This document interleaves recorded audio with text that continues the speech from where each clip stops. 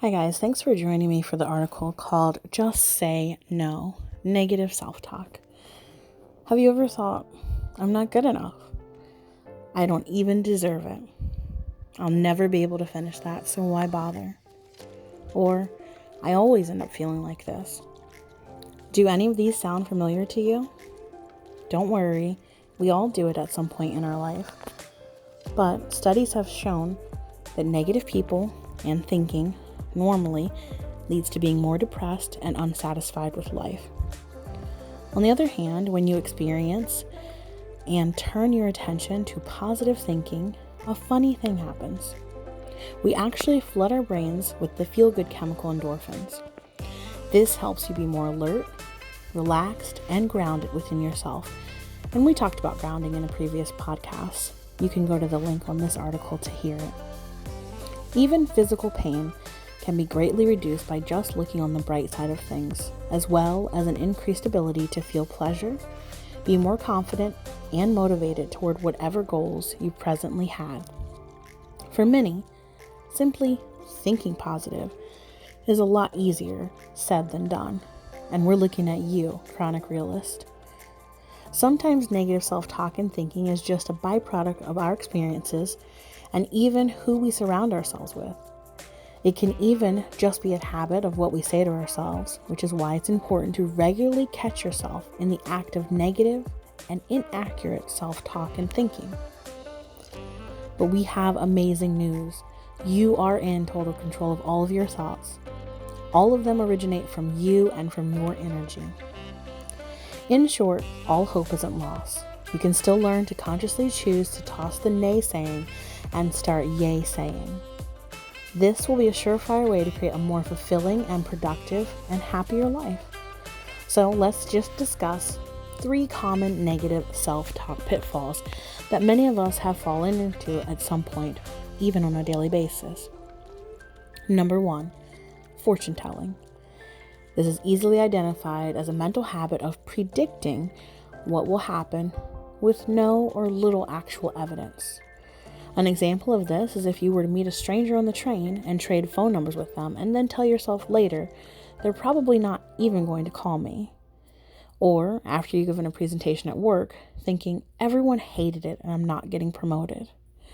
A fix to this is to think, I hope they call me, or I may have missed the promotion this time, but I'll try again if I get the chance. When we think of the worst case scenario, it's easy for our mind to follow us there. It's an unfortunate side effect of not flexing your imagination and can lead to loads of anxiety and hyperarousal. Number 2 is black and white thinking. This is the thinking that makes us evaluate things only in the scope of extremes. Such as, if you just had a date that seemed kind of lukewarm, you might think, geez, I really screwed that up. Or if you received a less than perfect grade on an exam or test, you might say, oh, I'm such an idiot. A quick fix to this would be to think, maybe this person thought my bad joke actually was funny. Or, I did my very best on this test and I'm proud of myself. When we do this most often, we think of our own personal qualities or character traits. When viewing things this way, it is bound to set us up for tremendous disappointment. If expectations are exaggerated over and over, we can never live up to them, and then we feel like we failed ourselves. Number 3 is overgeneralization, and I find myself doing this as well. When we tell ourselves that something bad is inevitable and will continue to happen in the future, this is an overgeneralization. For example, if you miss the train, you might think, of course, I always miss the train. Or if you didn't get picked for a position at work, you might think, I'm never getting a raise and I should just quit and look for something else. Instead, try to think, I missed the train, but this just gives me more time for the next one. Or, I'll try harder for this next job and I'll ask for feedback if I feel like I'm not doing well. This is another self-destructive way of thinking, and it involves predicting, which is fortune telling, thinking like we just spoke about. This is trying to predict what may or may not happen, all based on very narrow pieces of evidence from the past. So either we or someone we know probably exhibit some common forms of negative self-talk, and there are a few more that we haven't even touched on. Changing your usual way of thinking and the way you talk to yourself can be a huge undertaking. This is even more of a challenge when this is a long-standing way of thinking within ourselves. It actually becomes a part of us. That's why in the next article on this topic, we will cover a few more ways we take the role of our own worst critic and offer some more practical advice on how to turn your negative self-talk into mental positive boosting. In the meantime, try and take inventory of self-talk.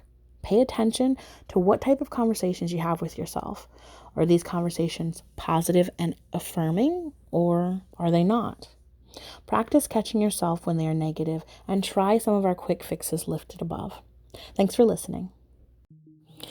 Hi guys, this is Natali from MySoulrenity.com. Let me tell you about a new feature we have. On our website, we've added a contribution tab, and we are looking for you. We're looking for writers. We're looking for people who want to be featured on MySoulrenity.com. We're looking for models. We're always looking for donations because we're such a small team. And we're looking for any businesses that might want to work with us for ad potential. You can catch us on social media at Instagram. We're at my.soulrenity. At YouTube, we're over there. Just search for MySoulrenity. We're on Twitter at MSoulrenity. And we're also on Facebook as MySoulrenity. We really look forward to connecting with you.